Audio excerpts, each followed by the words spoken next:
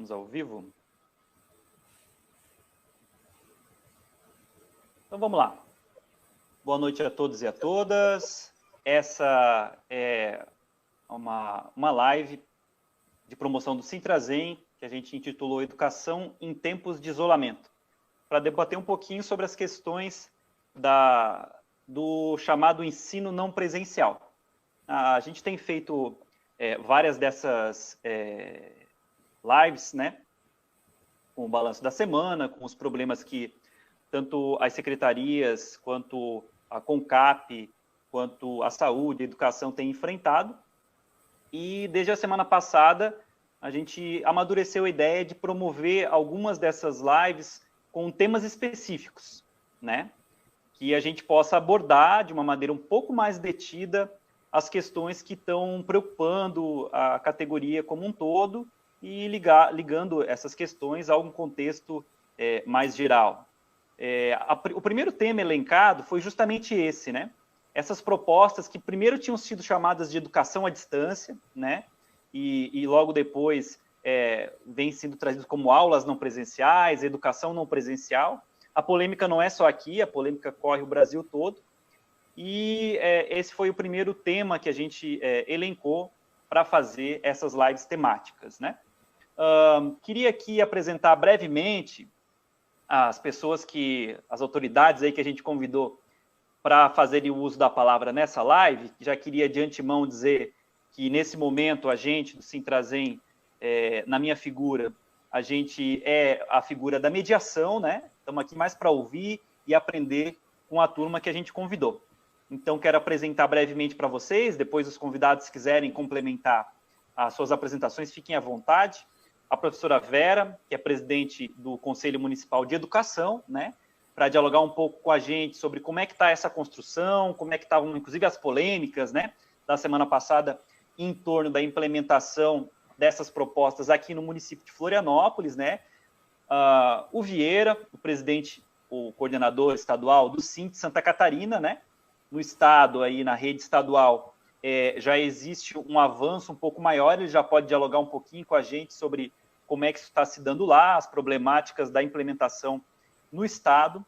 O Lidinei Ventura, que é professor da UDESC, né, também um profundo conhecedor da nossa rede municipal, da qual ele foi aqui servidor por muito tempo, como orientador aqui na escola que eu também trabalhei, né, Lidinei?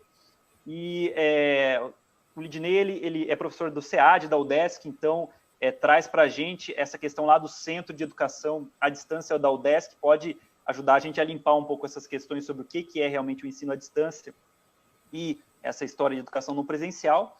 E o professor Everton Almeida, que eu conheci justamente para esse momento aqui da live, que é professor do SED da UFSC, também da rede estadual, educador musical, participa de grupo de pesquisa Repercute, né, que é Redes, Pesquisa, Currículo e Tecnologia, né, Everton? E o doutorado dele, o trabalho é justamente sobre o Google for Education, né, ou Google, que tem toda uma plataforma ali, a suite Google, para essas interações online. Então, esse é o nosso time. Queria já agradecer mais uma vez a aceitação do convite por vocês quatro, né? É um elenco de peso para dialogar sobre isso. E também quero agradecer aí o Departamento de Educação do Sintrazem, que dá todo esse feedback para que a gente possa fazer isso.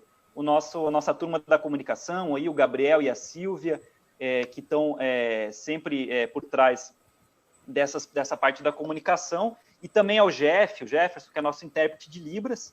Aproveitando, agradecer o Jeff, que estava com a gente até ainda há pouco, mas que por problemas técnicos não vai poder estar com aquela janelinha do intérprete de Libras, né? E tão logo acabe a live, ele está assistindo, ele está acompanhando, a gente já vai fazer aí a tradução, a interpretação, para os nossos profissionais surdos poderem também estar se inteirando aqui do tema, né? Também agradecer a todos que estão assistindo, dizer que fiquem à vontade para fazer comentários, para fazer questionamentos, para fazer colaboração, porque a gente vai fazer em duas rodadas, né? Uma primeira rodada de 10 minutos aí para cada participante, em que cada um deles vai trazer um pouco a partir do seu métier, dos seus estudos, da sua experiência, como é que tem encarado essa temática. E depois, numa segunda rodada, né, aproximadamente do mesmo tempo, a gente volta dialogando um pouco sobre o que foi trazido, inclusive pelo pessoal que está acompanhando a gente aí de casa. É isso, pessoal? Todo mundo preparado? Quero já, sem muitas delongas, acho que já falei demais, eu sou meio enrolado mesmo, sem muitas delongas, passar a palavra para o professor Lidney Ventura, para que ele possa dar início aos trabalhos. Professor Lidney, em torno de 10 minutos aí, se precisar de um pouco mais, fique à vontade. A palavra está contigo. Ok, boa noite a todos, boa noite, amigos desta mesa retangular. É um prazer e uma honra estar participando com vocês e propondo alguns temas para a discussão de hoje. Sejam muito bem-vindos também, nossos espectadores virtuais, e estamos aqui à disposição para dirimir qualquer questão que não tenha sido postada com clareza. Bom, então vamos lá. Bom, o Bruno dá uma regulada no tempo aí, viu, Bruno? Você me chama aqui porque professor sabe que fala pelos cotovelos, né? Então, você dá uma policiada, por gentileza. Bom, eu queria começar falando dessa nova invenção, né? Primeiramente, antes o primeiramente tinha um outro tom, que era um fora alguém. Agora, primeiramente, fiquem em casa, viu? Cuidem-se todos. Não vão nessa onda de que é gripezinha, de que o bicho é fraco, que não é, não. Temos muitos amigos aí em situações bem complicadas, que passaram perrengues terríveis, e é preciso ter o máximo de cuidado, então. O tema que me foi confiado é a respeito da educação à distância, o seu significado e qual é a sua relação com essa nova invenção que acabaram de inventar, que chama educação ou ensino não presencial. Bom, isso não é uma modalidade de ensino, né? As modalidades de ensino todas que regulam a educação brasileira, ou que existem na educação brasileira, melhor dizendo, estão previstas na Lei de Diretrizes e Bases da Educação Nacional. E o que temos lá são duas modalidades muito distintas e conceituadas, que é a educação à distância de um lado e a educação presencial de outro. Isso que se está chamando de educação não presencial, primeiramente, ela não existe, tá? E digo isso com muita segurança e clareza, embora existam modelos híbridos de educação semipresencial, etc. e tal, ou educação puramente à distância, nada disso é conceitualmente reconhecido enquanto modalidade de ensino. A modalidade de ensino que rege a educação básica brasileira, ou que é permitida para a educação básica brasileira, ressalvando alguns pontos que foram agora flexibilizados para o ensino médio, na nova reconfiguração aí do ensino médio brasileiro, a única modalidade permitida é o ensino presencial.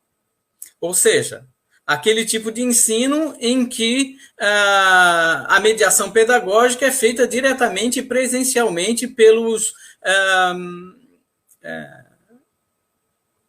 pelas pessoas que estão envolvidas nesse processo de ensino. Então, é o professor, o aluno, a sala, a presença, né, o tempo aqui e o agora.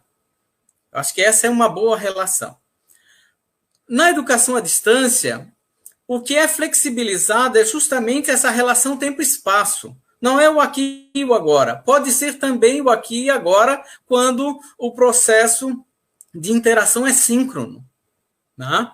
Mas, no mais das vezes, também na educação à distância, utilizamos de processos de mediação assíncronas. Ou seja, aqueles momentos em que o professor e os seus alunos não estão diretamente em interação no mesmo espaço-tempo. Tá? E isso faz toda a diferença, porque no ensino à distância, todos os esforços, todas as iniciativas, todo o planejamento está voltado para dirimir esse problema que é a não presencialidade, que é a não sincronicidade entre aquele que instrui ou aquele que propõe a discussão do processo educativo e aquele que ouve e interage imediatamente. Então, se esses dois sujeitos do processo ensino-aprendizagem não interagem sincronamente, é preciso, então, utilizar meios, e é aí que entra a técnica para dirimir esse problema. Tá? Porque o ensino à distância, então, é um processo de ensino e aprendizagem mediado por tecnologias. E essas tecnologias, ao longo do tempo, ao longo do desenvolvimento da humanidade, foram muitas e variadas, desde a utilização do jornal, para fazer processos de instrução, cartas, uso do correio, etc. e tal. Rádio e TV, e agora a internet. O que tem, de novo, são as possibilidades que a técnica nos resguarda de estarmos sincronamente conversando no processo educativo. Os sujeitos podem estar sincronamente envolvidos no mesmo espaço-tempo. O que é um problema quando a gente lança os olhos para essa invenção nova que é o ensino não presencial. Porque o que é o ensino presencial? Não presencial? Não sei. E acredito que ninguém saiba. Porque não é uma modalidade educativa. Pode ser uma proposição didática? Evidentemente que pode ser. Mas não é, obviamente, um tipo de processo educativo que está habilitado a ser trabalhado na educação básica brasileira. Ponto. Eu acho que essa é a questão principal. É uma questão legal. Por que digo isso? E com tanta ênfase? Justamente porque os estudiosos da educação à distância, lá, vamos supor, da educação aberta europeia, por exemplo, Otto Peters, aqui os americanos, o Michael Moore e outros estudiosos, deixam muito claro que o ensino à distância é um processo de educação pautado num longo e denso planejamento envolvendo uma série de atores e de meios para propiciar o desenvolvimento desse processo educativo. Então, veja, acima de tudo, o processo educativo não é processo de instrução apenas. Se nós formos limitar a educação à distância a processos de instrução, muito bem, daí a gente submete a esse conceito o processo de formação humana e subsume ele ao processo de instrução, o que não é correto fazer. Por quê? Porque nós lidamos com uma questão muito maior e muito mais essencial, que é a formação do sujeito humano. Aprender conteúdos não é a essência do processo educativo. A essência do processo educativo é a formação humana, e no nosso caso, para a cidadania, como está prevista na Lei de Diretrizes e Bases da Educação Nacional. Nesse aspecto, eu gostaria de reiterar essa ideia de que, se nós resumimos a educação ao processo de instrução, daí sim nós podemos tomar essas propostas de educação não presencial como um processo de educação à distância. Mas eu acho que não é essa a questão. E não é isso que importa neste momento. Além de questões legais, tem questões socioculturais muito importantes envolvidas. Porque os agentes do processo educativo, sejam os gestores, na forma do planejamento, ou os próprios professores, que serão gerenciadores dessa mediação educativa por tecnologias, precisam de um longo processo de formação com suporte tecnológico altamente qualificado e desenvolvido para desenvolver o processo de interação. Senão, o processo educacional não acontece. Eu trabalho com educação à distância já há mais de 10 anos e vejo o quanto é difícil no ensino superior chegarmos ao sujeito do processo educativo. É muito difícil porque as pessoas, além do seu cotidiano no afogadilho do tempo, têm as dificuldades tecnológicas de todo o tipo. Eu fico imaginando agora a dificuldade dos professores terem que se deparar obrigatoriamente com um processo de ensino não presencial, coisa para o qual ele não está nem qualificado, nem habilitado e muito menos tem relação trabalhista para tal.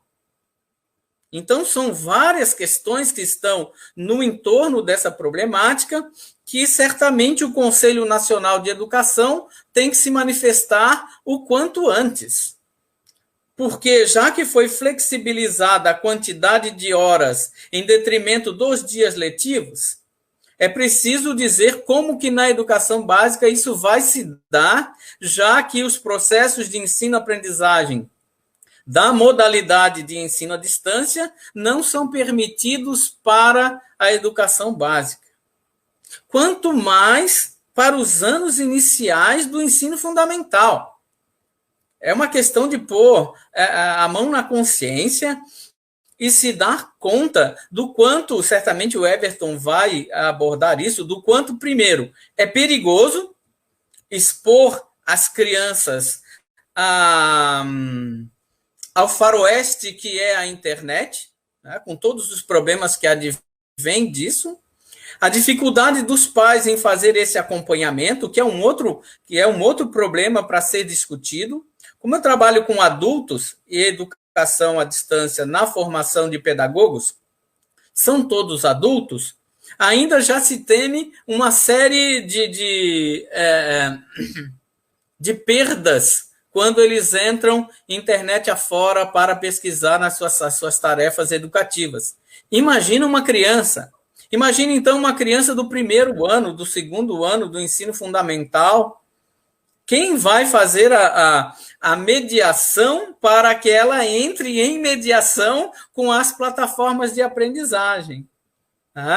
Precisa de outro mediador aí, é um metamediador, um mediador da mediação. Então, são vários problemas que são colocados. Eu quero reiterar só mais uma vez, eu acho que já deu meu tempo, foi, Bruno? Deu. Reiterar, então, uma última vez. Educação não presencial não significa educação à distância, porque não significa uma modalidade educativa. Não é uma modalidade educativa. É preciso cuidar com as invenções e ver se essas invenções têm respaldo nos documentos legais que organizam e orientam a educação brasileira. Tá bem? Muito obrigado. Desculpe avançar no tempo e eu vou ficando por aqui. Obrigado, Lidney. Nada, passou muito pouco. Já está dando para ver pela primeira intervenção do Lidney o quanto o que a gente está fazendo aqui é uma pincelada. É importante que as pessoas se aprofundem, dialoguem. Se necessário for, a gente também pode continuar com esse trabalho de formação. Bom, sem mais delongas, quero passar a palavra para o professor Everton, do qual eu tive, inclusive, o prazer de ler um texto que dialogava sobre o tema, né, Everton? E depois, inclusive, te peço a liberdade aqui para estar indicando para o pessoal esse texto muito atual e que me fez, inclusive, estar iniciando os diálogos para que tu participasse aqui com a gente. O professor Everton, ele até onde eu consegui entender pelo próprio texto que ele construiu, ele é um conhecedor e um entusiasta das tecnologias sendo utilizadas para a educação, né? E com toda a autoridade também pode dialogar para a gente aí quais são as possibilidades, esses limites, inclusive desse papel de mercantilização, né, que as empresas agora, aí, a partir dessa perspectiva das 800 horas, inclusive, começam a tentar abocanhar. Então, está contigo a palavra, querido. Valeu, Bruno, obrigado. Boa noite a todas e a todos que nos assistem e aos colegas de mesa. Eu separei aqui alguns pontos para comentar com vocês e eu queria começar principalmente, eu vou fazer algumas críticas, né? Vou apontar para algumas críticas mas eu queria começar pela solução, por uma visão um pouco mais otimista e algo que eu acho que o momento exige que a gente dialogue a respeito do tema, nos convoca a conversarmos, a dialogarmos, né? E a questão mais complexa que eu tenho acompanhado a partir desse movimento de educação não presencial é uma ausência desses diálogos. Então, eu queria saudar esse espaço como uma iniciativa excelente, né? E que a gente precisa também formalizar essas discussões entre redes, sindicatos, professores, enfim, discutirem o que a gente quer e o que a gente precisa para esse momento, né? Que educação temos, que educação queremos, para onde vamos caminhar com isso, quais são as intenções desse movimento todo, né? Então, acho que é um momento que a gente precisa se colocar à disposição do diálogo. Bom, como o Bruno comentou, eu sou professor de educação básica na rede pública estadual, e desde a minha trajetória docente toda focada como educador musical na integração de tecnologias, porque é um trabalho básico, né? Eu comecei levando um aparelho de som para tocar fita cassete, e aí eu comecei a refletir sobre o uso das tecnologias a partir daí, e acompanhei todo o movimento de integração de tecnologias, né? Então, eu vou fazer uma fala um pouco mais informal, não vou ficar citando tantos autores, e mais recentemente eu venho pesquisando a integração de tecnologias digitais ao currículo da educação básica. Fiz isso através do desenvolvimento de uma rádio na escola, e aí é importante dar um panorâmica histórico, né, porque esse problema da integração de TDICs, ele é um problema muito complexo, ele não é algo simples de se resolver, né? Então, ele tem é complexo por diferentes motivos. Um deles é que tem, primeiro, uma visão salvacionista da educação, do modelo escolar, né? Que as tecnologias vão entrar e vão salvar o modelo, vão salvar essa escola que tem se caracterizado por ser mais excludente, né? Do que includente, embora haja os nossos esforços de inclusão, né? Mas, enfim, o modelo ele é bastante complexo, né? Tanto para professores quanto para as crianças, para os adolescentes, enfim. E, por outro lado, tem uma visão completamente pessimista, né? Que vê a entrada das tecnologias como um problema. Então, isso faz com que a escola seja um dos poucos espaços em que essa entrada das tecnologias sejam mais lentas, né? Se a gente olhar para outros setores da sociedade, né? Mas enfim, o primeiro movimento, então, de integração das tecnologias digitais, eles foram, na década passada, né?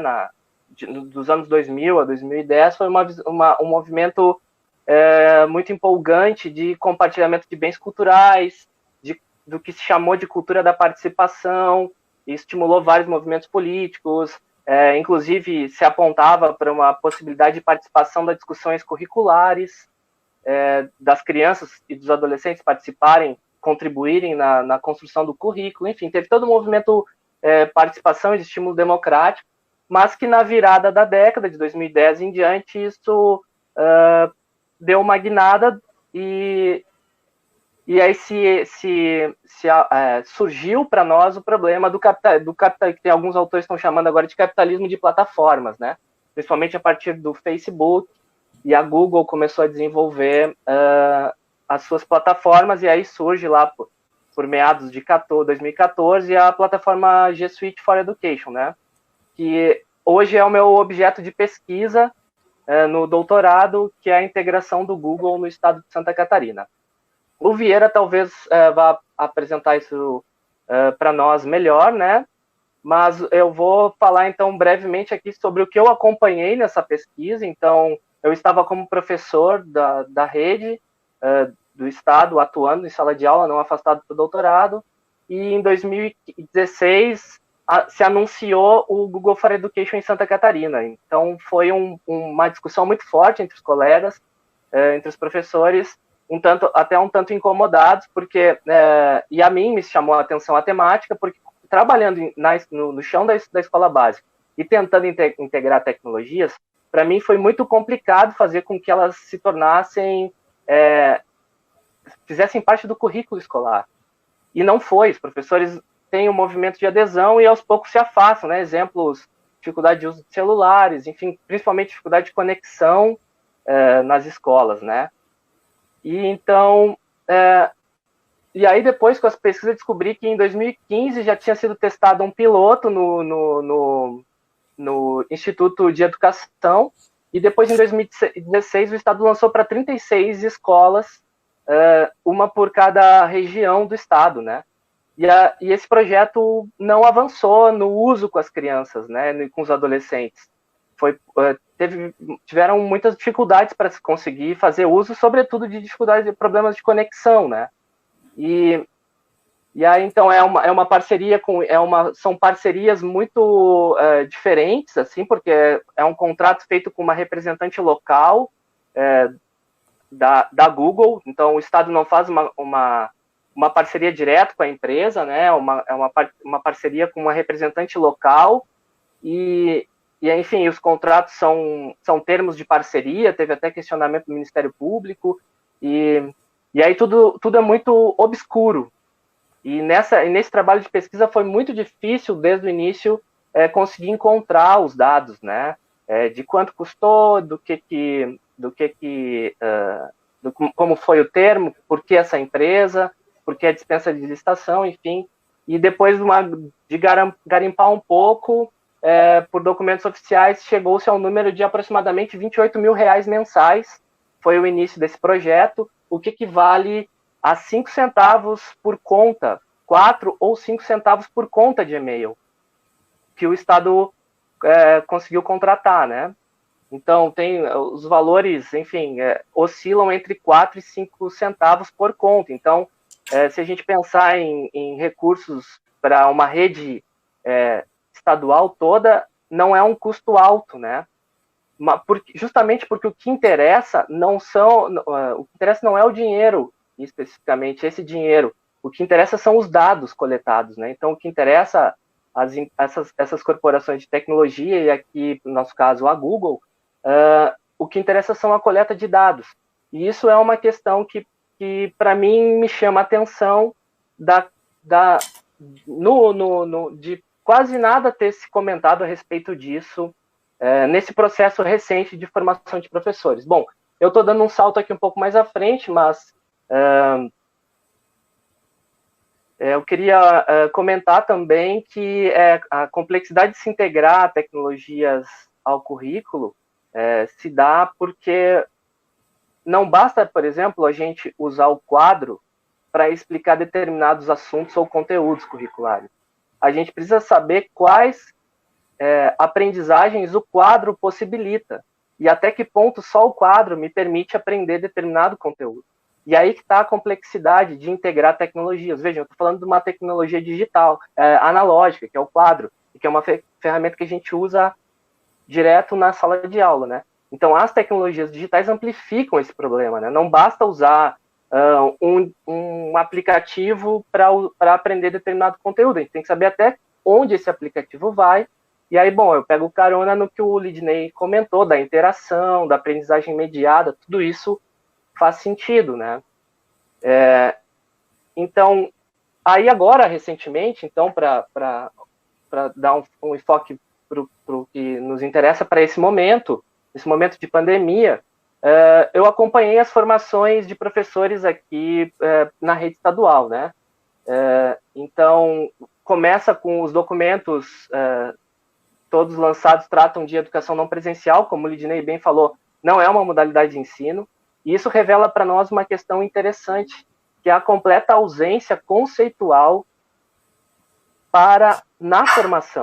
Então, se deu um enfoque em formar professores para o uso das tecnologias, para apertar os botões, o que isso faz, o que isso não faz, para entregar tarefas, e pouco se discutiu, por exemplo, sobre concepções curriculares, sobre concepções do que é tecnologia, para que fazer isso, né?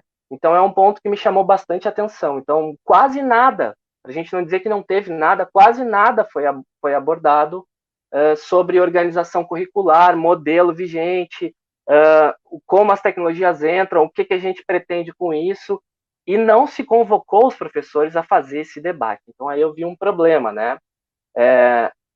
Outra questão é que ela vem se mostrando também um pouco utilitária e instrumental, apenas para cumprir o currículo, para cumprir os dias letivos.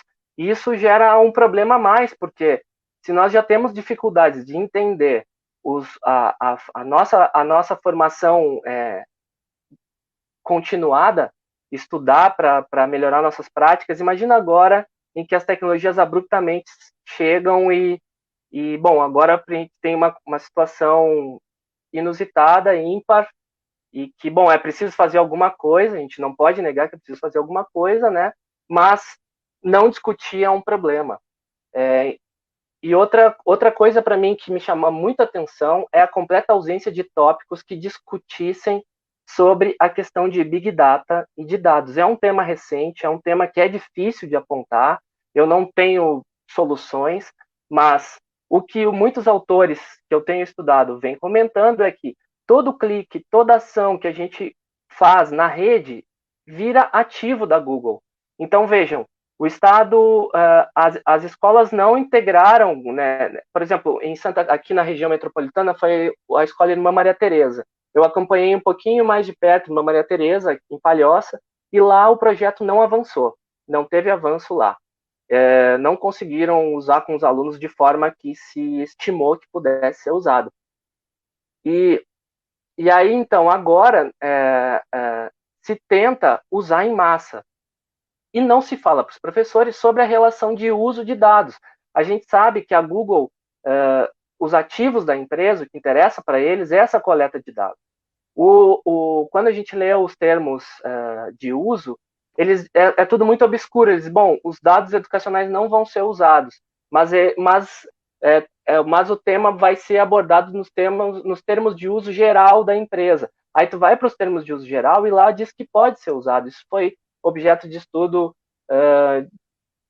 enfim, tem artigos publicados a respeito disso. Mas não se falou nada sobre esse aspecto de lucratividade, né, da empresa. Posso ter mais um minuto para concluir? Claro. Então, pouco se falou a respeito disso, né, de quanto, se vale a pena, por exemplo, entregarmos nossos dados, nossos cliques, nossos dados de aprendizagem e de ensino-aprendizagem. O quanto, enfim, e aí, só para pontuar, o projeto não avança, mas ele entra na rede pública. Eu até fiz nesse texto que o Bruno menciona, a gente faz, Cristiano Moreira, que foi meu parceiro de escrita, que é professor também, a gente faz uma metáfora ali sobre como um vírus, né? Que entra pelas contas de e-mail, mas fica ali na dormência, daqui a pouco ele se manifesta quando necessita, né? Então, acho que a gente precisa ter calma nesse momento e discutir, convocar a categoria a discutir, porque a gente está apressadamente buscando aprender a apertar botões e a transferir conteúdos como se isso fosse garantir alguma aprendizagem ou como se fosse salvar o ano letivo, né? Acho que é isso. Obrigado, Everton. Obrigado por essa primeira parte. Já deu para ver que ficou um gostinho de quero mais aí também, né, sobre essas questões, especialmente a história do uso dos dados, das Big Data, né. A gente tem visto aí o pessoal comentar bastante durante as intervenções de vocês, comentários que agregam bastante sobre o que a gente está falando. E na nossa segunda rodada, quero trazer aqui um compilado para vocês, para que a gente possa também dialogar de uma maneira interativa com quem está nos acompanhando aí.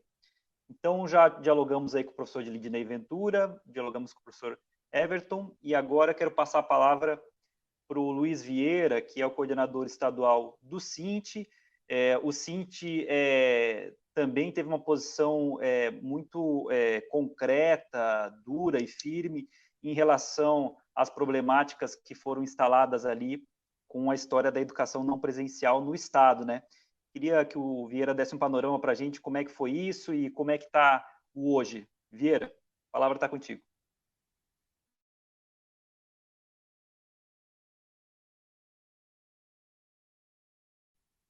Oi, Vieira, ainda não te ouço. Tem que liberar o microfone aí.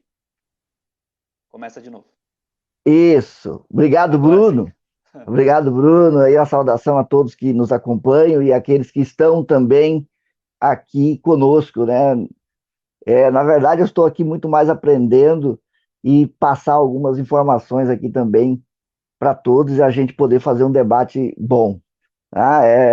Ouvi e fiquei bastante curioso com várias questões aqui que já nos trazem para o debate. Mas eu queria passar um pouco do panorama aqui do Estado. Tá?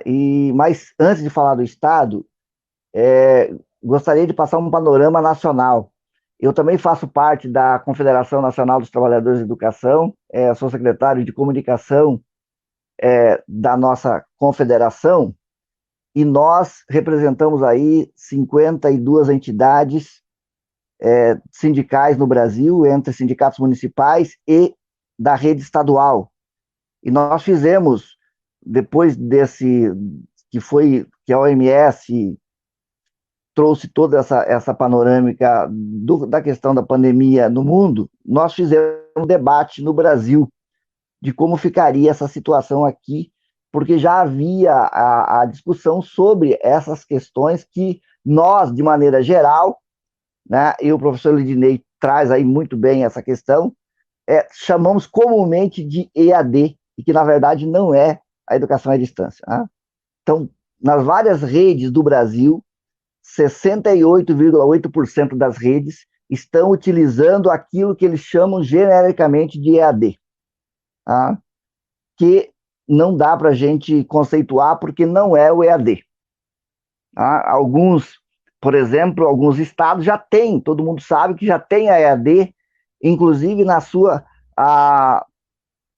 rede, implantado na rede, tá? Como é o caso do Amazonas. Por uma questão local, necessária e tal, já se tem isso. Com todos, a mediação aí das tecnologias e também com proposta didática, com planejamento e tudo aquilo que o Lidney falou. Mas em Santa Catarina, diferente de outras, nós tivemos um retrocesso nisso. Nós tínhamos aí, só para ter uma ideia, nós tínhamos aí as salas informatizadas nas escolas estaduais, que foram totalmente sucateadas pelo governo do estado. Os seus profissionais que ajudavam e auxiliavam nessa parte das tecnologias foram demitidos. Nós fizemos a luta, não conseguimos impedir. E hoje, nesse momento excepcional, o governo do estado traz aí, para cumprir, na nossa visão, cumprir apenas aquilo que a Resolução 09 do Conselho Estadual de Educação traz como atividades não presenciais, para simplesmente cumprir de forma burocrática, tá? Essas questões, e trabalha de uma forma que nós também temos crítica, de uma forma bastante aligeirada, todas essas questões dentro dessa plataforma do Google, que está ali, que nós começamos lá, então, no dia 2, né, com toda essa discussão entre elas, sem fazer um debate conceitual, inclusive. Sem fazer nenhum debate que já trouxe, o Everton já trouxe um pouco aqui essa questão para nós. Não fez o debate. Não fez o debate, não discutiu e trouxe como uma visão de salvação desse período. Essa é a impressão que nós temos conversando aí com os trabalhadores na educação, que vai ser a salvação da escola pública de Santa Catarina. Tá?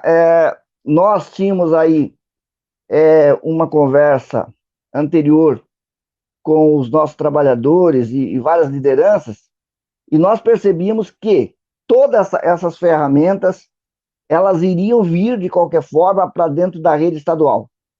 Nós não somos contrários às tecnologias de maneira nenhuma, mas nós queríamos que essa formação e essa capacitação ela pudesse ser feita em serviço, porque ela tem que ser complementar, ela tem que ser algo que vai agregar para a educação, e não ao contrário. Ela tem que incluir e não excluir.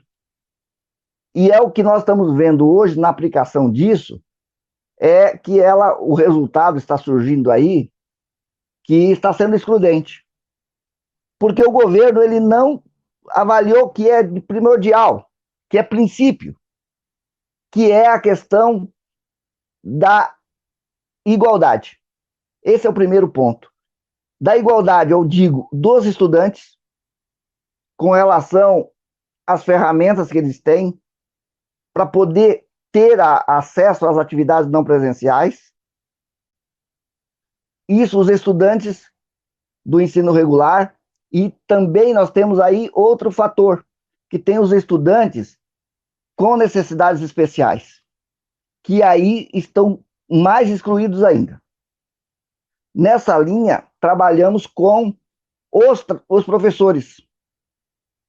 Os professores também não têm igualdade aqui, porque também não tem, não só a questão da estrutura, das ferramentas, para poder ter o acesso e preparar as atividades, mas também eles têm uma grande diversidade de professores que têm acesso ou não têm acesso à capacitação. E essa capacitação, de uma forma geral, não foi dada para ninguém. O Estado não proporcionou como empresa contratante. E aí, muitos professores, com questões culturais e de acesmo, estão sentindo bastante dificuldade nesses dias todos com trabalhos, e que eles ligam para o sindicato dizendo: eu não sei o que fazer, porque eu não entendo nada do que eles estão falando. Eles começaram no primeiro dia lá com a questão do movimento Google, né? Depois trouxeram lá sobre a questão das nuvens, de como do Google Drive. Depois eles já trabalharam lá os percursos de estratégia da educação online. Depois eles foram para os Google Formulários. E aí vai nos documentos, no Hangout Meet, e essa explicação toda, assim, de um dia para o outro, os professores chegaram no final do dia 3, apresentando lá o Google Classroom, que na verdade foi transferida para o dia 6. Mas já tinha-se ideia do que se falava. Trouxeram a discussão sobre a sala virtual, que é isso que nós acabei de falar, e tem um grande problema aí, que para nós, e que já está sendo discutido também, essa questão da igualdade, é a questão do letramento. Nós sabemos que é uma crítica nacional, que a Undime já fez essa crítica, com relação à utilização da educação à distância. Nós sabemos que a educação infantil não pode. Abriu-se mão ali de que as atividades não presenciais, elas poderiam ser utilizadas para a educação infantil, para séries iniciais, mas tem um outro problema. Não é só um problema de acesso agora, é um problema inclusive que a gente está chamando daquela que cria a maior exclusão. Por quê? Porque a possibilidade de trabalho com o ensino médio e as séries finais do ensino fundamental é uma, e para alfabetização e letramento é outro. Então, há milhares de possibilidades de trabalho.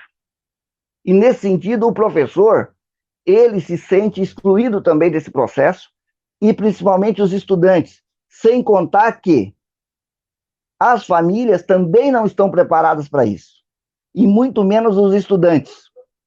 Então, nós estamos criando essa desigualdade do Estado, fizemos o nosso trabalho de crítica. O Estado não quer sentar, não senta, sentar no sentido de conversar, de dialogar. Aquilo que o Ayrton falou, não há diálogo conosco. Então, é necessário que haja esse diálogo para que nós possamos também colocar para o Estado aquilo que os professores, a visão dos professores vê, e também da comunidade escolar. Nós estamos com uma discussão, não só para isso, mas porque isso também traz a discussão sobre a questão da qualidade. que já foi comentado aqui. Há uma resistência, sim, é verdade. Há uma resistência, mas há também, por outro lado, nesses temas trazidos aqui, com relação às próprias formações, que não trabalham essas questões de como implementar realmente esses processos. Por exemplo, da avaliação. Então, há uma grande dificuldade. Por quê? Porque quando nós trazemos lá, a resolução diz atividades não presenciais. Muito bem, o Estado vai implementar. Aí o Estado sai com um plano de atividades. Diz, essas são atividades, qual a responsabilidade do professor, qual a responsabilidade da rede, qual a responsabilidade da gerência, qual a responsabilidade da escola, qual a responsabilidade do diretor e do professor. Legal, bonito no papel. Depois ele sai com orientações para dizer o que vai ser validado ou não como dia letivo. Olha, e nem fez o debate ainda. Não fizeram o debate em várias redes do Brasil. As atividades não presenciais não estão sendo contadas como horas letivas, porque com a medida provisória 934 caiu os dias, agora é só horas. Mas elas não estão sendo validadas como horas letivas. E tem uma grande preocupação da nossa categoria, que é justamente aquilo que a gente acha que é um mito, e pensa que é um mito, que é a salvação do ano letivo. Os pais também dizem, vamos perder o ano letivo. E os professores dizem, nós vamos perder o ano letivo. Nós vamos ter que repor, trabalhando com um horário maior, vamos perder as férias, e nós queremos fazer as atividades não presenciais agora, de qualquer forma, sem levar em consideração a qualidade, sem levar em consideração a questão do acesso, porque é a consequência, né? E estamos nesse fogo cruzado agora, nessa semana, onde nós estamos percebendo que não há possibilidade da devolutiva dessas atividades. E aquele percentual que o governo disse, tanto dos professores quanto dos estudantes, que não teriam o acesso, errou. Nós estamos vendo aí aqueles estudantes indo nas escolas buscar as atividades impressas para poder resolver o problema da reposição. Olha onde nós chegamos. O caos que nós estamos vivendo na rede, colocando em risco toda a questão do isolamento. Então, nós estamos num momento bastante crítico nesse sentido, porque não só os professores, como outros trabalhadores estão indo para a escola também, colocando em risco a questão do isolamento e do distanciamento social. Então, por isso que nós, apesar de dizer é válido sim essa formação que foi feita, sim, é válido. Agora, nós precisamos fazer com que essa formação seja o que tem que ser dado perenemente. E não apenas nesse momento, como uma única forma de querer garantir a reposição e salvar o ano letivo sem qualidade, causando ainda mais a exclusão, né, e a desigualdade socioeducativa. É nesse sentido que nós estamos trabalhando enquanto sindicato. Não só para garantir o direito dos trabalhadores, como a questão da jornada, que foi citado aqui, ninguém sabe como resolver, como também a questão da qualidade e de como fazer isso. Não sei se passei do tempo, Bruno. Passou bem pouquinho, acho que passou na linha do que todos passaram ali, os 2, 3 minutinhos, mas importante para concluir aí o seu raciocínio, Vieira, que dá um panorama para a gente, além da questão do Estado, traz também os dados aí da CNTE, então uma fala muito, muito importante, muito valiosa aqui para o nosso debate. Quero passar agora a palavra para a professora Vera, que é presidente do Conselho Municipal de Educação. A gente vinha dialogando brevemente, né, Vera, sobre como é que está o processo lá no Conselho Municipal de Educação. E para quem está vendo de fora, para quem está pegando as coisas apenas pela grande mídia, por exemplo, ou pelo que vem da Secretaria de Educação, tem visto de uma maneira extremamente atravessada como que o processo está acontecendo, esse processo de regulamentar aqui para o município de Florianópolis a questão da tal da educação não presencial, ou quais as possibilidades que tem ali. Então, quero agradecer a tua presença aqui e te convidar a ajudar a gente a esclarecer um pouquinho dessas questões aí para os nossos ouvintes e para toda a rede. Eu esclarecer ou colocar mais dúvidas, né? Que são tantos pontos de interrogações que a gente está tendo nesse momento que a gente está buscando, né? Bom, boa noite a todos, boa noite aos professores, todos são professores, né? Eu estou presidente e sou representante das entidades comunitárias da UFECO no Conselho Municipal de Educação. Assumimos a gestão, a nossa diretoria, faz o quê? Uns 2 meses, 3 meses, acho que 2 meses, e veio tudo isso. E eu queria aqui agradecer primeiro e dizer que nós, do Conselho Municipal de Educação, primeiro, acho que era muito importante deixar claro qual o nosso papel enquanto órgão do sistema, né? Enquanto nós temos na legislação diversas atribuições, e uma delas é a normatização, né? Então, para o Sistema Municipal de Florianópolis, que inclui a rede municipal de ensino e a rede privada de educação infantil, o Conselho Municipal de Educação, que é o órgão responsável, né? Então, é importante deixar claro, porque muitas vezes as pessoas acham que a secretaria também normatiza, e não normatiza. A secretaria, ela executa as normas, ela coloca em prática as normas elaboradas e aprovadas pelo Conselho Municipal de Educação. O Conselho Municipal de Educação, em todas as suas questões, ele vem normatizando o seu sistema, e é bom, o Lidney colocou ali, é interessante a gente também ter essa noção que o Conselho Nacional de Educação também elabora as diretrizes que devem ser seguidas por todo o seu sistema, né? Então, isso é muito importante, e é importante também, eu vejo muito bem, o Conselho Nacional de Educação, até este momento, ele ainda não elaborou suas normas, ele está discutindo, ele está fazendo várias discussões referente a isso, pela preocupação, porque uma coisa que eu assim, eu tenho percebido em todas, não nas falas aqui, não, mas nas falas da mídia, que o foco é a educação à distância. E o foco não é a educação à distância. O foco primeiro é a vida, né? Primeiro é a vida que a gente está aqui lutando para permanecer nela. Segundo, o nosso foco é como é que nós vamos, pós-pandemia, que eu acho que é o mais condizente com a realidade, como é que nós vamos buscar, como é que nós, conselho, vamos normatizar, e como é que secretaria e escolas privadas vão fazer para acontecer, para trabalhar as 800 horas.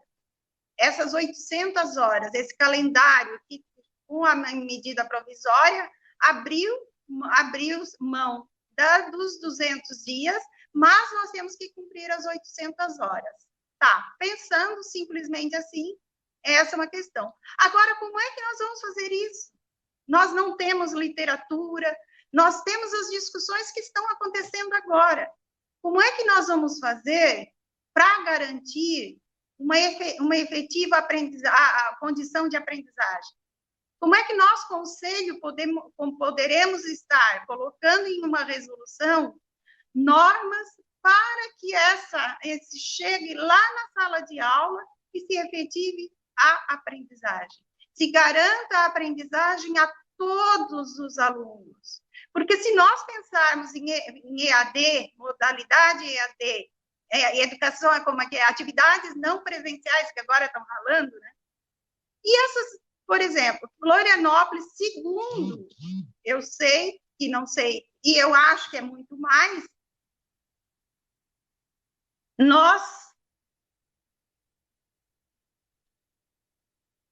nós temos 20% das crianças que não têm acesso à internet. Dessas 20%, nós temos quantas crianças que dividem um computador com várias pessoas? Nós temos quantas crianças que moram numa casa que tem um cômodo só? Nós temos quantas crianças que os pais hoje estão sem emprego? Nós temos quantas crianças que hoje não têm muito até o que comer e os pais estão perdendo emprego? Então, como é que nós podemos pensar simplesmente uma educação à distância, um EAD, uma modalidade EAD, com toda essa situação? Então, isso é muito importante. Eu acho que a gente começar a pensar, começar a refletir dessa forma, que o nosso foco é como fazer depois e como acolher essas crianças. O Conselho, em modo algum, disse que não. Esse trabalho de educação, o portal da Secretaria Municipal de Educação, é bem-vindo. É bem-vindo para ajudar, para auxiliar, para acolher as crianças, os pais, as crianças, para formar, para informar, para ampliar conhecimento. Agora, como é que nós podemos pensar nesse tipo de atividade que depois nós possamos dizer assim, ela já efetivou, os conteúdos previstos foram trabalhados. Como que nós podemos dizer isso? Se nós não, primeiro, se nós não atingimos a todas as crianças. Ah, tá, então nós vamos levar material. E essas pessoas que vão estar saindo, vão estar levando? A gente não está numa possibilidade de quarentena, a gente não está em quarentena, a gente não está lutando pela vida. Como é que esses profissionais, professores, diretores, vão até as casas?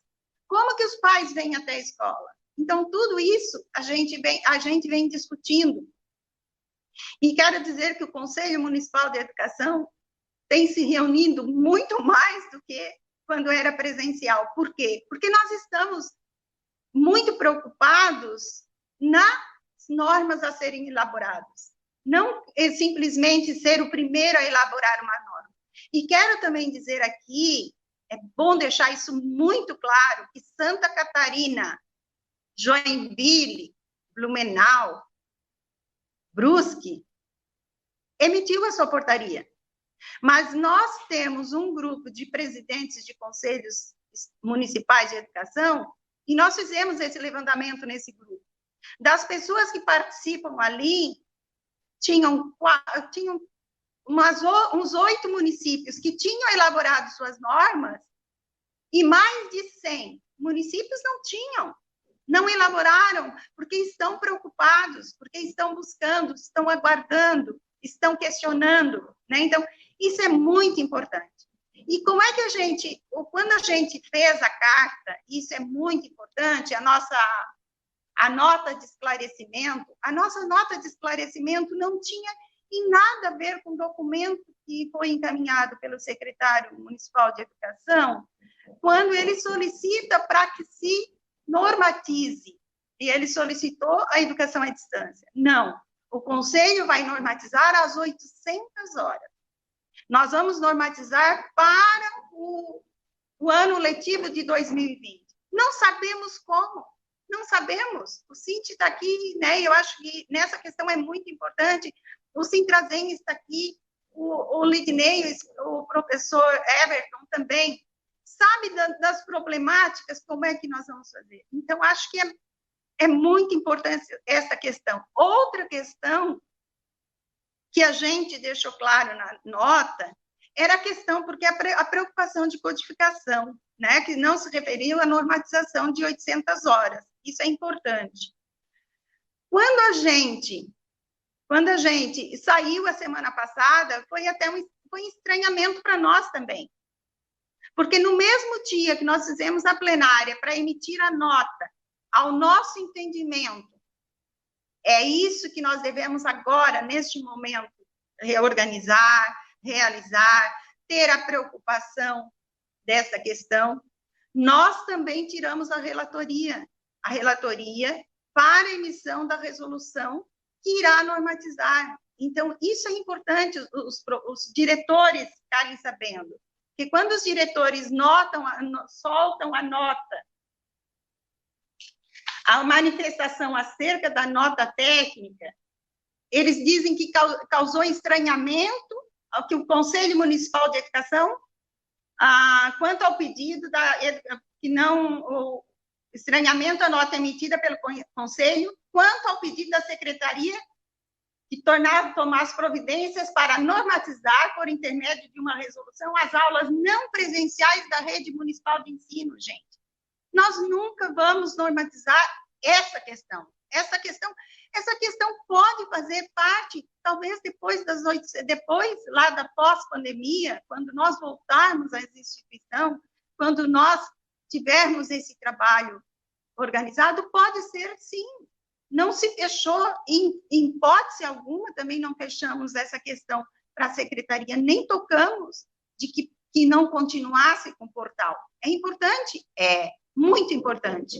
Agora, como que nós vamos, deste portal, dessas questões, transformar isto em momentos de aprendizagem, em momentos de dizer que nós vamos garantir o ano letivo?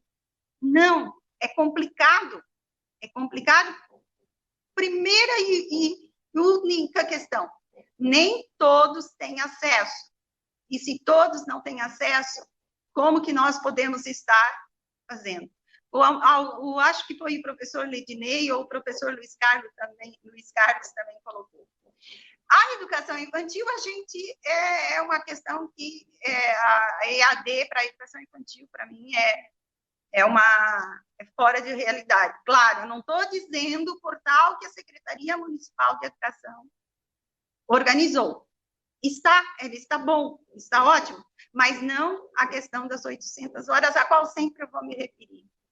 Mas também, eu fico pensando, e ontem, quando no Jornal do Almoço, aparece uma criança lá, bem bonitinha, uma casa muito linda, dizendo que estava fazendo, que estava conseguindo fazer, eu fico pensando nessas crianças, a qual o pai também, muitas vezes, é analfabeto. Como que nós vamos trabalhar com essas crianças, principalmente até o 5º ano? Essas crianças, como é que estão na fase de alfabetização e que o pai, muitas vezes, não tem condições de auxiliar e que não é o seu papel. Nós não podemos transferir o papel da escola para a família. Não, é o nosso papel. O professor tem o seu papel fundamental e a família tem o seu papel fundamental. E a gente tem recebido muitas notas das dificuldades que os pais estão tendo. Primeiro, para lidar com tecnologia. Primeiro, que eu vou ser bem sincera, eu encontro bastante dificuldade. É complicado. E depois é a questão de trabalhar os conteúdos que são conteúdos, todas as questões que são para os profissionais. Os profissionais têm a formação e os pais não têm. Os pais têm o papel de auxiliar na formação das crianças, auxiliar, mas ele não tem o papel fundamental de fazer a educação, né? Esse é o papel do professor. Outra questão que eu também quero deixar aqui é um tema para nós pensarmos, é a formação dos professores. Hoje, os professores são formados para aula presencial, né, professor Lidinei? Eles não são formados para aula não presencial. Primeiro, muitos não sabem trabalhar com a ferramenta. Segundo, eu acho um desrespeito exigir que o professor produza vídeos, produza materiais que muitas vezes ele não tem a condição, a técnica e a condição ideal para produzir, para elaborar. Então, isso também é perigoso. Eu vejo e eu acho que essa nossa resolução também vai ter que pensar nessa questão. Como é que nós vamos, que o município, as escolas particulares, os municípios vão ter que trabalhar, ter que fazer formação com essas professores, não para a questão da EAD, não, mas para a questão de pós-pandemia. Como é que nós vamos trabalhar com essas crianças pós-pandemia? E se nós formos trabalhar com atividades complementares, também entra essa questão. Mas o que nós temos que pensar é que nós não vamos ter mais esse outro aluno. Outra questão, nós vamos ter um problema, imagino, bastante sério, que vai ser a evasão. Nós vamos ter muita evasão. Como é que nós vamos fazer isso? O que nós vamos fazer?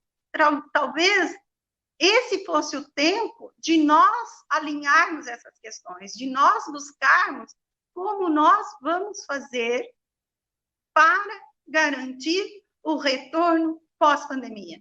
Porque agora nós temos que ficar em casa, agora nós temos que cuidar da nossa vida, agora nós temos que cuidar da nossa saúde. E depois nós temos que cuidar das nossas crianças, de como elas vão voltar, como nós vamos fazer acontecer o ano letivo, que eu não sei se ele não vai ultrapassar o ano em curso. Não sei se ele não vai para 2021, 2022. Não sei. A gente ainda não sabe, porque a gente não sabe nem quando retorna. A gente não tem noção de quando retorna. Então, é muito importante aos diretores, essa carta que foi. Nós não nos eximimos da nossa responsabilidade. Em forma alguma nos eximimos da nossa responsabilidade. Nós vamos normatizar. E outra coisa, queremos normatizar, queremos elaborar com a participação de todos. Ouvir pai, ouvir professores, ouvir alunos, ouvir comunidade. Assim foi sempre o nosso trabalho no Conselho Municipal de Educação, né? E assim vai continuar sendo. Acho que era isso por enquanto. Obrigado, professora Vera. Obrigado por esse panorama, né? Eu acho que a organização que a gente fez das falas conseguiu com que a gente desse um panorama, né? E chegando na fala da professora Vera, eu acho que ela conseguiu recuperar vários elementos e já fez uma espécie de amarração de todas as falas ali, com um exemplo bem prático do que está sendo implementado aqui em Florianópolis. Eu começo aqui, antes de passar para uma segunda rodada, que é a rodada de finalização, começo aqui dialogando um pouquinho de trás para frente, professora Vera, pelo caminho que foi feito aqui em Florianópolis, né? Que é uma portaria que foi lançada numa sexta-feira à noite. Precisa imaginar como é que foi o nosso final de semana, quantas ligações a gente recebeu como Sintrazem, como representação dos trabalhadores, que estavam extremamente desorientados e preocupados com aquilo que estava sendo colocado. Que era uma portaria que tentava regular 1000 coisas sem orientar detalhadamente nada e que também trazia no seu bojo ali várias ameaças. Então, isso combina muito com o que o Freitas falou, com o que o Everton falou, que é da falta de diálogo, da falta de debate. Uma coisa esse processo fez, para bem ou para mal. Está todo mundo falando sobre o que fazer, como é que a gente tem... porque ninguém está em casa tranquilo, professores, está todo mundo pensando o que fazer, né? Então, isso é uma questão que não tem mais volta, que a gente está debatendo, mas, na minha visão, foi tarde. A gente poderia ter feito um processo democrático desde o começo e, infelizmente, não nos surpreende, né, que a Secretaria de Educação tenha feito dessa forma, né, vertical, sem ouvir os trabalhadores, né? A reação foi grande, né, apesar da gente estar no momento que a gente não pode fazer passeata, movimentação, manifestação, mas a reação foi muito grande e espero que ela também sirva para que a gente possa rever, né, tudo isso, né? E dentro do Conselho Municipal de Educação, a resposta foi uma resposta muito responsável, uma resposta muito pé no chão, que inclusive é bom que se diga, né, professora, a provocação do secretário de Educação para a tomada de providências foi na terça-feira, e na quarta-feira já teve reunião do Conselho Municipal de Educação, onde saiu o relator que vai normatizar o processo. Então, se tem alguém atrasado, se tem alguém assodando esse debate, não é o Conselho Municipal de Educação, né, a secretaria que tem feito isso, né? Dos comentários que apareceram, gente, não sei se vocês conseguiram acompanhar, esse aplicativo, o comentário, às vezes, ele passa rapidinho ali, mas eu anotei várias coisas que apareceram que tem a ver, por exemplo, com essa questão do acesso, né, das crianças e das famílias, com a falta de formação dos profissionais. E aí eu queria dialogar que a gente tem que ter muita clareza de que se não tiver o acesso universal, já não conta. Essa é a primeira questão.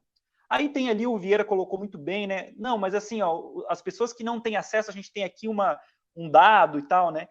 Para o Estado, o Vieira já colocou muito bem, esse dado não tem pé na realidade, né, Vieira? Então, tem muito mais gente que se colocou como conectada, que está indo buscar material. Imagino que no município isso também vai acontecer. E tem uma outra questão. Como é que eu garanto uma isonomia se alguns vão ter videoaula, vão ter inúmeras propostas de interação online e outros vão buscar um material impresso lá na escola? Eu já estou trazendo um material diferenciado, mesmo que fosse assim, né? E fora que esse material já foi bem colocado aqui, uma vez gerando movimentação, ele vai fazer com o que já está acontecendo no estado de Santa Catarina, que é propostas de fim do isolamento social, e a educação ser mais um vetor nesse sentido. Mas eu queria também dialogar, e que o pessoal coloca aqui também, mesmo que tivéssemos todos acesso à internet, mesmo que a tal inclusão digital tão propalada e tão falada fosse uma realidade brasileira, e não o é, né? Quiçá uma inclusão digital crítica, né? Que acho que o Everton trouxe elementos nesse sentido também. Mesmo que assim o fosse, não dá para a gente pensar que a gente teria educação com a mediação, uma educação colocada, né? A educação à distância, ela tem outros caminhos, e aí o pessoal, inclusive, colocou questionamentos de como seria isso para o fundamental aqui, para a educação infantil, como é que tem esse tipo de cabimento, né? Agora, propostas de formação, por exemplo, né?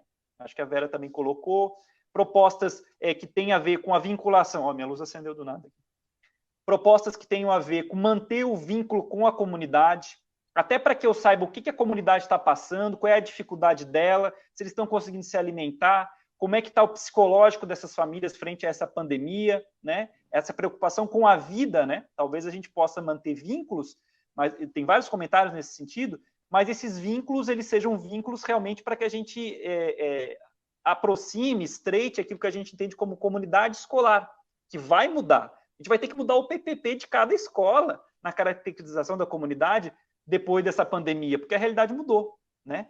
Então, poderia ser um momento importante para isso, né?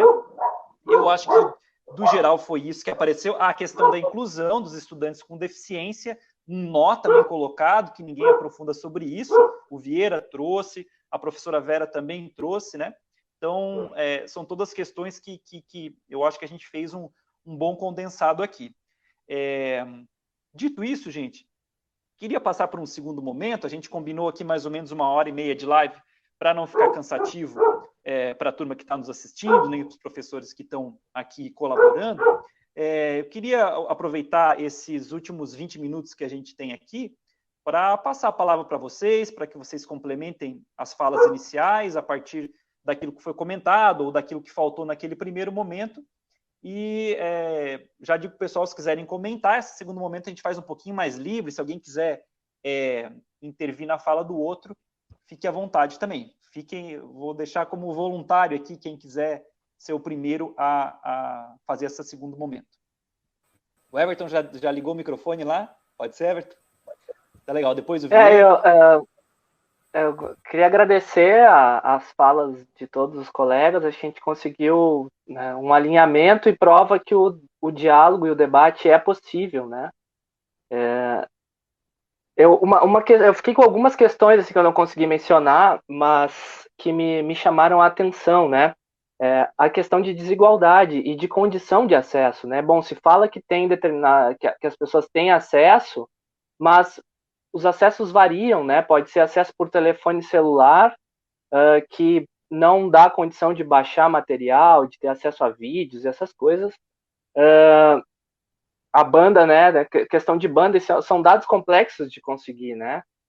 Outra coisa que eu acho que é importante a gente não deixar de pensar, que a gente está num contexto neoliberal, né? De políticas neoliberais, onde as empresas e as grandes corporações têm tido muito mais espaços do que as instituições públicas, do que as universidades, do que os sindicatos. Isso faz um certo sentido, né? Então a gente tem que aproveitar o momento de botar a bola no chão e dizer, bom, aproveitar esse momento de pausa do calendário e, bom, vamos discutir que escola a gente quer, vamos discutir para onde a gente vai caminhar a partir de agora. É um momento ímpar, em que tá todo mundo com essa possibilidade, mas me parece que vieram as tentativas de, bom, vamos ensinar a usar os instrumentos aqui, e, enfim, vamos ensinar o pessoal como compartilha um texto, como faz isso, como faz aquilo, e isso não vai garantir o sucesso, né, enfim, do uso das tecnologias na escola, vai gerar mais problema, a tendência é que se gere mais problemas, né. Outra coisa me parece que não tem, que eu gostaria de reforçar é que essa ideia de ensino não presencial, ele não tem respaldo nenhum, né, de como modalidade de ensino, como o Ludinei comentou, e outra coisa que não tem se abordado é que essas ferramentas do pacote da Google, do Google for Education, eles têm uma característica mais de controle e gestão de sala de aula, de controle, gestão e vigilância de uma sala de aula. Então, elas por si só não vão garantir a aprendizagem, né? E por fim, para eu concluir minha fala, outra coisa que também tem sido um pouco abordado, que eu acho que pode ir para as pautas sindicais, um dos principais problemas é a falta de acesso nas escolas, para que todos os estudantes e professores acessem o mesmo problema. E agora, então, nós vamos usar as nossas a internet de acesso pessoal dos professores e das famílias para fazer essa educação não presencial. Como é que fica essa relação? Quem paga energia elétrica? Quem paga? Isso é uma questão bem simples, né? Dá para aprofundar mais.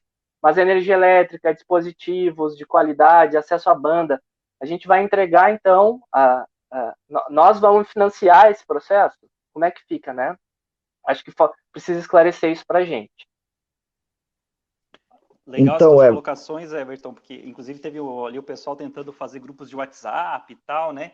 E aí já deu um rolo tremendo numa escola do norte lá, já os alunos colocaram um monte de pornografia, teve outros que utilizaram, daí o pai ficou questionando no celular pessoal da professora sobre as coisas. Meu, inúmeras coisas que vêm dessa questão de você usar a tua tecnologia que está lá na tua casa, pessoal e tal, e os problemas vão aparecendo. Aconteceu coisas assim também lá, Vieira. Passa a palavra para ti. Então, eu quero agradecer o Everton ali, que trouxe muitos elementos importantes que, inclusive, a gente precisava debater muito aqui sobre a questão da Big Data, por exemplo. Tá? E a gente sabe que essas plataformas que estão colocadas ali, elas têm sim, elas não estão ali neutras, né? Não estão neutras, elas têm um papel, sim, de captar, sim, os dados, elas têm essa intenção, sim, de ter uma base de dados, elas usam, sim, a inteligência de monitoramento, como nós sabemos, e elas têm todo um processo de monitoramento, que depois a gente sabe que o processo aí vai na linha da higienização, depois eles vão enriquecer com os dados, e depois eles vão ampliar com os metadados e colocar isso, tá, aí no mercado. A gente sabe que é isso. Por quê? Porque esse é o papel dessas plataformas. E nós temos discutido isso, inclusive, está aí o resultado, né, dessas questões, né, em nível de Brasil. Eleitoral, do que tá, né? Eleitoral, bem dito, eleitoral, né? E aí, nós entramos, e os professores nunca discutiram isso, tá? Nunca discutiram isso. E aí ele não sabe que cada vez que eles clicam lá, né, que colocam um dado lá, isso está sendo tudo enriquecido e ampliado, enfim. Né? Nós precisamos debater muito mais esse tema para a sociedade saber. Mas eu queria também colocar aqui que nós precisamos, sim, das tecnologias, isso é inegável, tá? Mas essa tecnologia ela tem que ser uma mediação aí, didático-pedagógica qualificada, que nós temos que utilizar essa tecnologia de formação e de comunicação, mas o trabalhador, o professor, tem que ter a formação. Tem que haver a formação docente.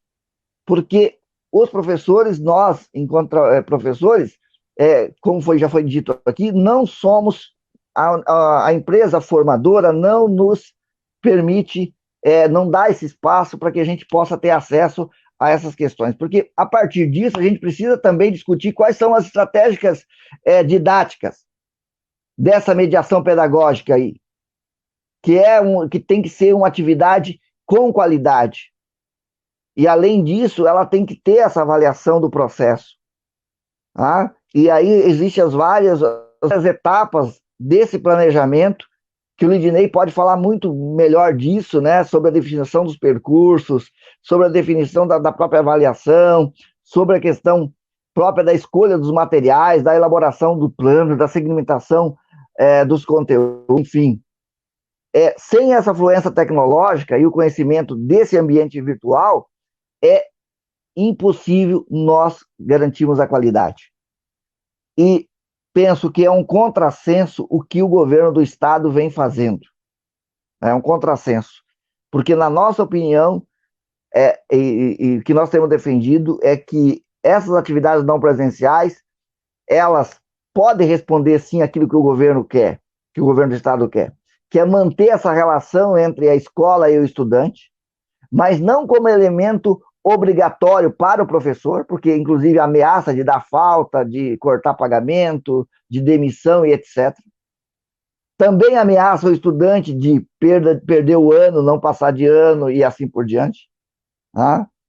E não leva em consideração esses quesitos básicos ali que a gente discutiu aqui tanto, que é a questão do acesso e a questão da qualidade. Então, nós queremos sim que essa ferramenta ela seja auxílio, porque para nós a defesa nossa é que as atividades presenciais elas não podem ser substituídas, tá? Elas são imprescindíveis, e que o próprio conceito de educação que nós defendemos, ela tem que ter essa questão da necessidade de atividades de interação, lúdicas, afetivas, enfim. Acho que a Sueli, que está participando ali, falou um pouquinho disso, eu vi no chat dela ali, ela colocando essa questão. É muito importante isso, porque isso constitui também, ou contribui, melhor dizendo, para a formação crítica dos nossos estudantes. E nós dizemos, as leis, a legislação brasileira reconhece a educação à distância? Reconhece. E recomenda? Sim. Mas ela tem que ter, nós temos que ter responsabilidade nesse sentido para fazer com que ela seja realmente complementar e que ela seja inclusiva e não excludente da forma que está colocada hoje aqui no estado de Santa Catarina. São mais de 540 mil estudantes na rede estadual, 1.071 escolas, com mais de 30 mil trabalhadores envolvidos. Então, não é de uma hora para outra, em 2 semanas, como foi colocado aqui, tá, que nós vamos resolver esse problema sem discussão, inclusive, conceitual. Sem discussão conceitual. E não é para cumprir legislação de forma burocrática. O importante é que nós temos que preservar nesse momento é a vida, é o distanciamento social, e depois nós podemos discutir, sim, de que forma nós vamos fazer a reposição, se o ano letivo vai estar diferenciado do ano civil, isso não importa, mas nós temos que evitar a evasão e dar o direito a todos e todas a ter esse fundamento principal da educação, que é o acesso universal para todos os estudantes e com esse padrão de qualidade. Já temos uma diferença tremenda, né, que é a coexistência dessas duas questões, da educação pública e privada, né, e as diferenças socioeconômicas dos estudantes dessas duas redes, que exigem muito mais de nós, enquanto sociedade, para combater e tratar essa questão da desigualdade. Então, nós precisamos combater isso, sim, e apontar para as questões mais universais que vão nos levar à educação que nós estamos querendo, que é com qualidade. Oliveira. Everton, queria fazer uma parte, passo para o Lidinei. Passa para o Lidinei, fui contemplado. Obrigado. Valeu, querido. Bom, gente, são tantas as questões que é difícil fazer qualquer síntese aqui, mesmo que provisória, né? Porque em cada uma das falas, muito qualificadas, os apontamentos resultam em outros questionamentos, em outros processos de reflexão. Mas acho que a intenção era mesmo essa, né? De colocar minhocas nas cabeças para se pensar o momento atual. E eu anotei aqui 21 questões para comentar, né? Porque não foram só colocadas pelos membros da mesa, mas também pelos colegas que estão aqui participando, muitos colegas da rede, conhecidos de outrora, né? E que eu fico muito satisfeito em estar dialogando aqui, conversando. Tá? Mas eu queria pontuar assim, em 2, 3 minutos, com uma coisa bem rápida. No final da década de 60, o Skinner inventou uma máquina, chamada máquina de ensinar. E era o grande boom, o grande auge do tecnicismo, né?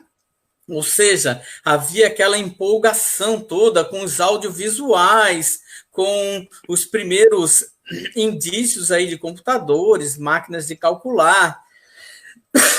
Então, o Skinner inventou essa máquina que era de ensino programado.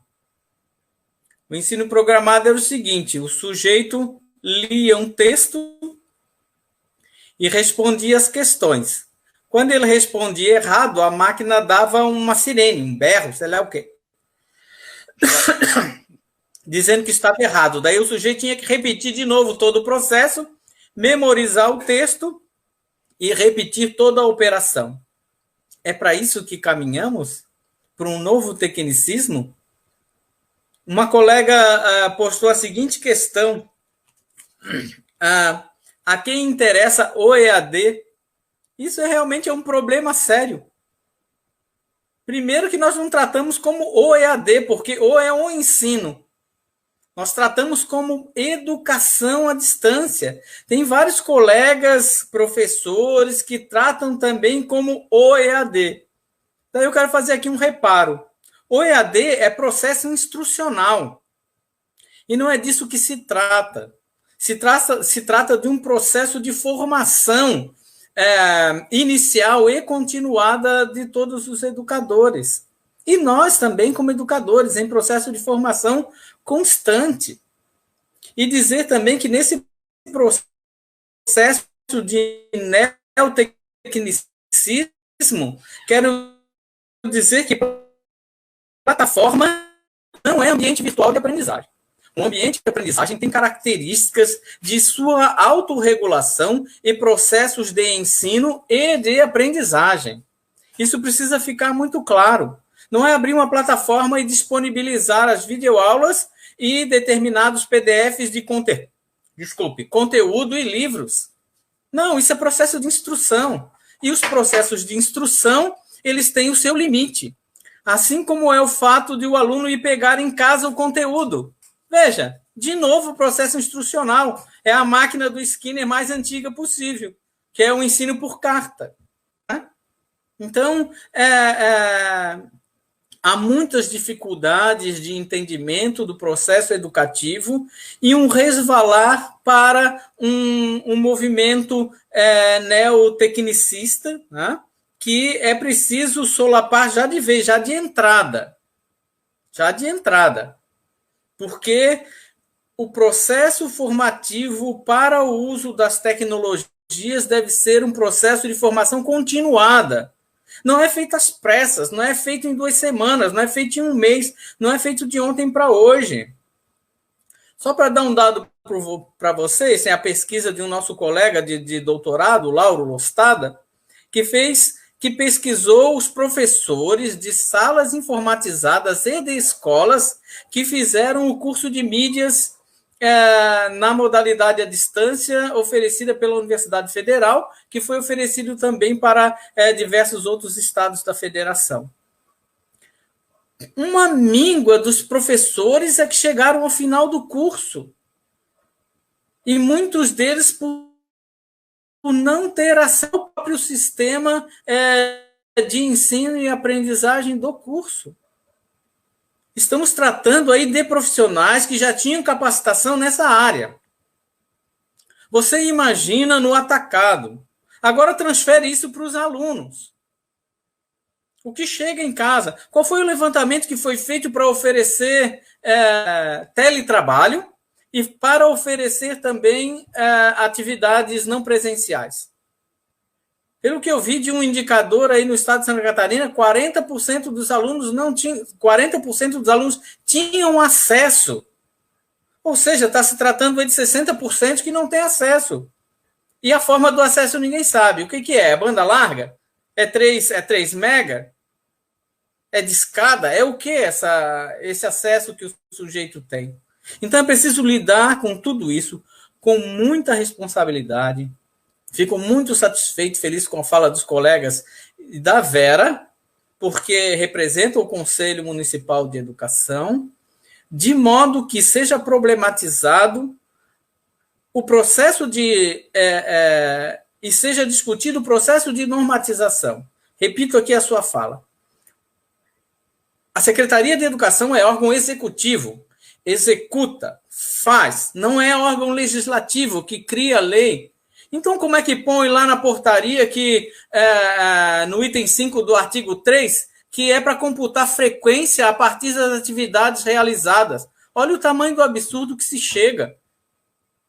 Quem que fez a atividade? Foi o irmão mais velho? Foi o pai? Foi a mãe? Foi um tio? Quem fez? E que isso vai contar quanto na carga horária? Realizei os 10 problemas de matemática, isso conta quanto em termos de horário para cumprir o ano letivo? 5 minutos, 1 hora, 2 horas, 3 horas? Então, não podemos cair no ridículo e muito menos no absurdo. E épocas de crise, como disse um pensador, ela é sublime para parir o absurdo e o ridículo. Tá bom? Fiquei muito satisfeito de participar com vocês. As outras 19 questões vai ser mais daqui a pouco. Obrigado, Lidinei. Por aqui, Bruno. Sempre falas muito provocativas, né? Passar para a Vera. Bom sentido, provocativas. Professor, oi? Escuta, Lidinei, eu acho bastante interessante quando tu coloca, e eu acho que isso tem que ficar muito claro, é que não é autorizado a educação à distância, a modalidade à distância na educação básica. Eu acho que essa tua fala lá no início, quando tu colocou, isso é muito importante deixar registrado, que hoje, ainda o ensino médio, ano passado, se abriu essa possibilidade, né? Mas não a educação básica, o ensino fundamental, a educação infantil. Acho que isso é importante ficar registrado, né? Desculpe, Vera, mesmo no ensino médio, um percentual de horas também não é liberado geral.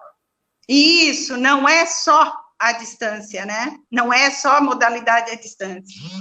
E eu acho muito importante também esclarecer a questão da medida provisória, né? Quando eles colocam o estabelecimento de ensino de educação básica, fica dispensado da obrigatoriedade, da observância ao mínimo de dias letivos de trabalho escolar, imposto no inciso 1 do caput do artigo 24, inciso 2 do caput do artigo 31 da Lei 93/94, de dezembro de 1996. Desde que cumprida a carga horária mínima anual estabelecida nos requeridos dispositivos, observado as normas a serem elaboradas pelos respectivos sistemas de ensino. Então, secretaria não pode, de modo algum, não tem esse poder, como diz o Lidinei, de normatizar. Ela apenas executa, ela elabora a portaria para organizar a sua rede, mas ela não normatiza enquanto órgão do sistema. O órgão dos sistemas é Conselho Municipal, Sistema Municipal de Ensino, né? Conselho Municipal, órgão normatizador, deliberador, parará, Secretaria Municipal de Ensino e escolas, né? Então, isso tem que ficar muito claro, né? Outra questão que é importante, eu gostaria aqui também de ressaltar mais uma vez, e esclarecer mais uma vez, que o Conselho não deixou de modo algum os seus sistemas sem direcionamento. Nós não deixamos. Quando a Carta dos Diretores diz que nós deixamos sem direcionamento, não deixamos, porque a medida provisória, ela saiu agora início de abril. Em saído a medida provisória, qual foi o encaminhamento do Conselho? Foi já pensando na elaboração das normas para os 800 dias. Deu que o secretário municipal de Educação encaminhou um ofício solicitando a normatização para EAD, para educação à distância. Nós vamos normatizar para 800 horas, que é o nosso papel. Né? Então, acho que isso é importante deixar claro.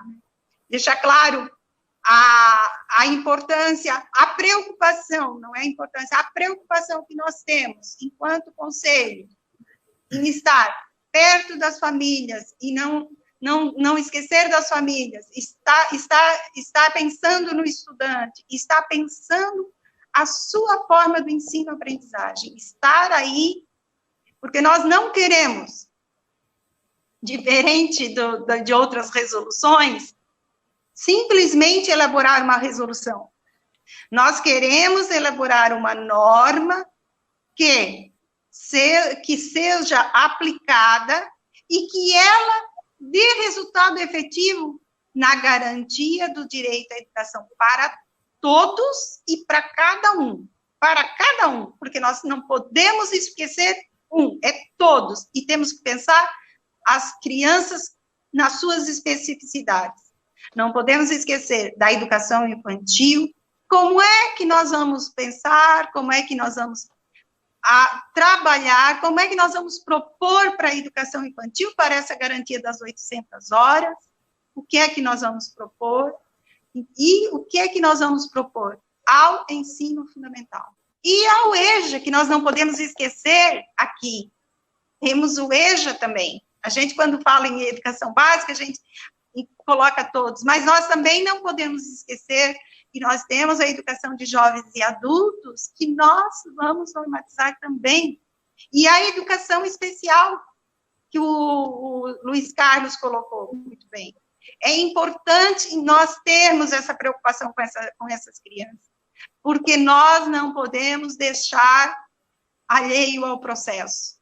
Nós não podemos, de forma alguma, causar exclusão. Nós temos que buscar a inclusão de todos, não a exclusão de muitos ou alguns.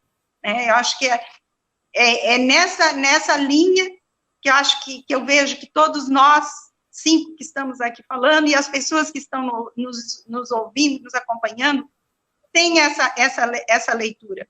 O que é que nós queremos para garantir a essas crianças o ensino-aprendizagem? O que é que nós queremos para buscar garantir aos profissionais da educação, né? Nós temos que pensar, sim, nos profissionais da educação quando nós elaboramos uma resolução também. Claro, né? Então, isso tudo é importante nós termos claro nesta questão aí. Era isso. Vera, muito obrigado. Eu vou começar a finalização aqui, usando um pouco, talvez de uma forma um pouco menos elegante que o Lidinei, aqui com o seguinte termo, né? A história de jogar fora o bebê com a água do parto, né? Naquela perspectiva de salvar esses discursos que tem, vamos salvar o ano letivo e tal, vamos usar a tecnologia na perspectiva salvacionista, a gente vai jogar fora a questão da qualidade, a gente vai jogar fora a questão da universalidade, né? Vamos trabalhar como se fosse a educação à distância de uma forma aligerada e tosca, vamos voltar ao tecnicismo, né? E acabar com toda a educação que é fundada nessa construção dialógica, na relação do professor e aluno, né? Não vamos levar em conta o que foi falado aqui sobre as big datas aí, vamos deixar os nossos estudantes entrarem nesse caldinho, nesse cadinho que é o uso dos seus dados pessoais, das suas preferências, por uma questão mercadológica, né? Como o próprio Facebook foi processado ainda não faz tanto tempo sobre esse tipo de uso, para fins eleitorais aqui que o Vieira trouxe. Então, ou a gente vai aproveitar para discutir que escola a gente quer, como a gente faz para manter os vínculos com a comunidade. Então, só deixar algumas provocações aqui, e, inclusive, quero registrar, o Cinti também estava nessa luta, que a gente também tem visto essas propostas sendo uma maneira de economizar, de uma maneira cruel, para com os trabalhadores que não receberam vale alimentação, por exemplo, integral, nesse primeiro momento de quarentena, de isolamento, e também muitos profissionais temporários no estado aconteceu também, né, Vieira? Quando acabou o contrato, foram mandados embora, né? E aí você vê as propostas hoje dessas atividades complementares serem assim, vamos dar conta com quem está aí. Pega um professor que pega todos os nonos anos e ele é o professor de português, pega todas as turmas. Se vira com menos gente, então economiza, não chama ninguém de concurso, que também tem profissionais de concurso para entrar, e não renova com os ACTs. Então, também um jeito extremamente cruel, num momento como esse, de deixar os profissionais desempregados, que o professor desempregado agora vai arranjar emprego aonde? Né? Os auxiliares de sala desempregados vão arranjar emprego aonde? Né? Porque não tem escola aberta. Então, queria deixar registrada essa parte também, que eles querem ainda dar conta desse tipo de iniciativa, reduzindo os custos, né? Isso significa deixar profissionais à míngua, passando fome mesmo, né? Para utilizar uma linguagem mais direta. Então, é isso, pessoal. Agradeço bastante. Peço desculpa se eu cortei aqui. Eu sei que cada um de vocês aqui poderia fazer uma live de 1h30 ou mais com a gente para dialogar.